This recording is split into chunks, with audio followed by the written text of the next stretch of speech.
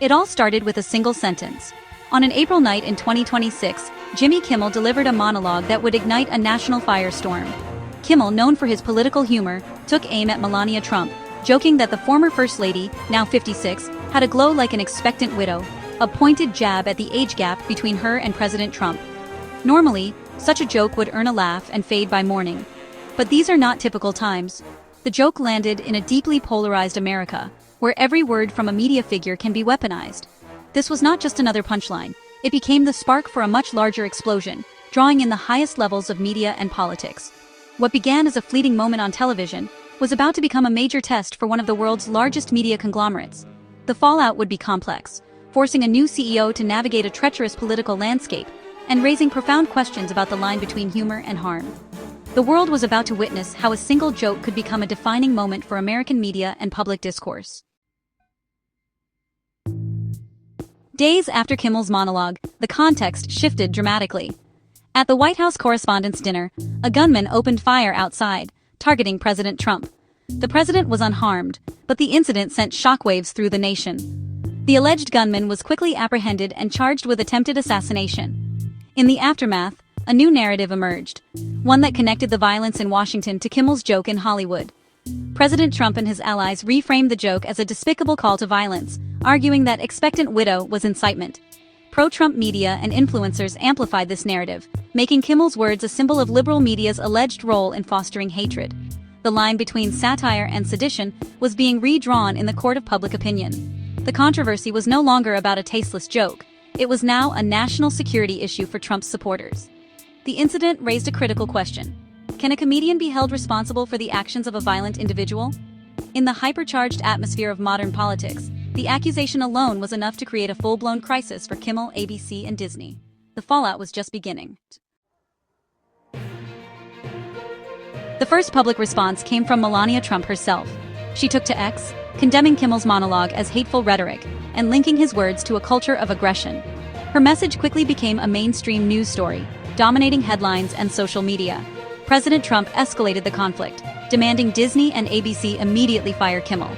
This was a direct order from the president to a major corporation, turning the decision into a test of political power. Pro-Trump media and influencers launched a coordinated campaign, pressuring Disney with trending hashtags and calls for Kimmel's termination.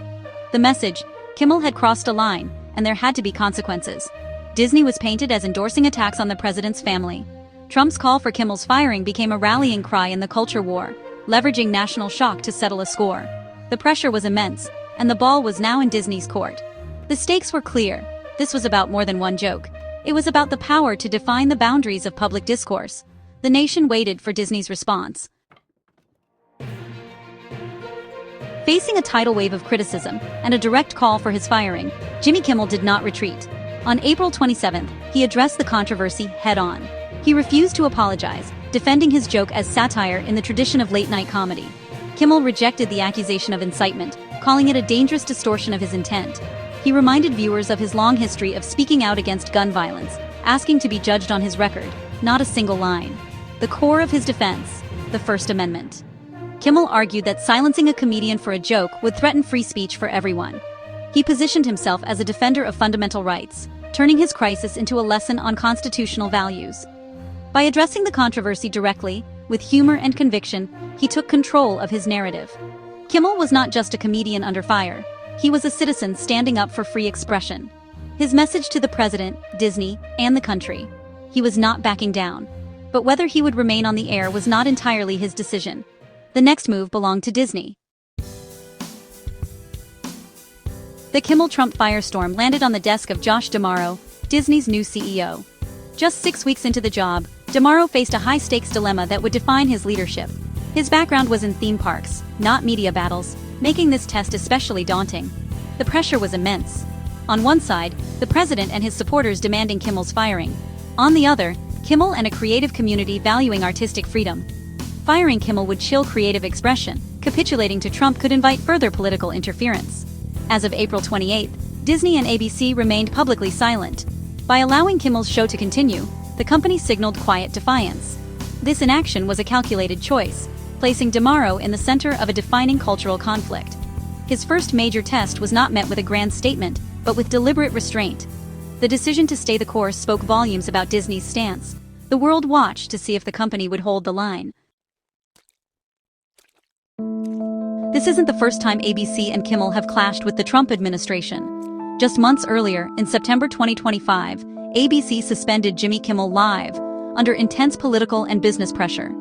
The suspension, prompted by threats from major station owners to preempt the show, was a shocking move. The backlash was immediate, from both Trump's critics and supporters. Many saw the suspension as corporate cowardice. Others were upset at losing their nightly dose of political theater. The outrage forced ABC to reverse its decision in less than a week. Dana Walden, a top Disney executive, later explained the move as an attempt to take the temperature down. This history is crucial. Disney learned that caving to political pressure can backfire. The 2025 incident shaped their current strategy of quiet resolve. Past mistakes informed their present approach to political warfare. Disney's new CEO, Josh D'Amaro, isn't facing this crisis alone. Dana Walden, president and chief creative officer, is a key figure, deeply experienced in television and a close ally of Kimmel. Walden's influence is immense, especially in matters of creative freedom. She managed the fallout from the previous Kimmel controversy and knows the political dynamics at play.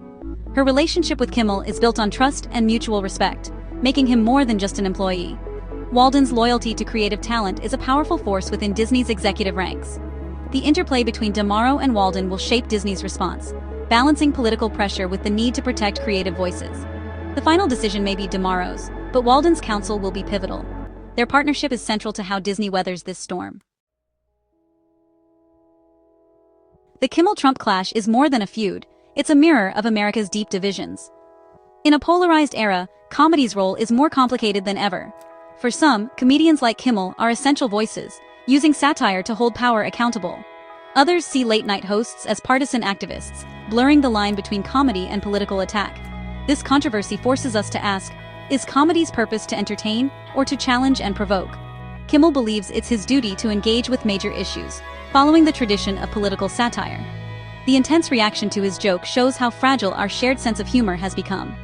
Today, a joke can trigger a national incident, revealing a country split by fundamentally different realities. The Kimmel-Trump saga is a symptom of a much larger cultural schism. This episode forces a conversation about where the line is drawn between comedy, controversy, and consequence. Who decides when a joke goes too far? The comedian, the audience, the network, or the politicians? Trump's demand for Kimmel's firing sets a dangerous precedent, making free speech conditional on the approval of the powerful. Disney's response will be watched by every media company. Standing by Kimmel would defend creative freedom. Firing him would chill political commentary everywhere. This controversy is a stress test for free expression in a polarized world. How we navigate these conflicts reveals what kind of society and media we want. This is about more than